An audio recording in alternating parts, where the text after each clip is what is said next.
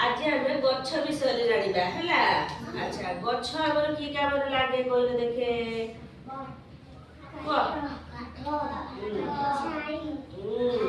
एरी बढ़िया कथा आउ पत्र आउ फूल फल गच्छ हमर सब प्रकार कामरे लागे। आमे जो निश्वास प्रश्वास नेउछु से कामरे लागे।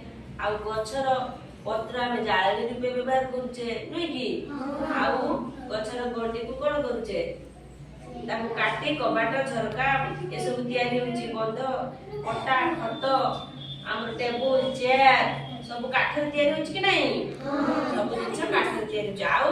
गच्छटारु आमे फूल पाऊ फल पाऊ नुई की आमे गच्छटारु बहुत प्रकार रो जिंस पाऊ। केतेक गच्छ मध्ये औषधीय गच्छ रहिची जेना कि हमको ठंडा जर काश हेले सब विभिन्न प्रकार ठंडा हेले हम कोन खाइबा तुलसी गछर पत्र आउ पेट रोग हेले को के पत्र खाइबा बेल पत्र आउ काश हेले पासग पत्र जर हेले सिंगारहार पत्र ए सब केतेक औषधीय गछर पत्र मध्ये हमर बहुत व्यवहार रे लागे लागे कि नहीं हैला। तेनु आमे समस्त गछ लगाइबा एवं गछर जत्न नेबा बुझिला।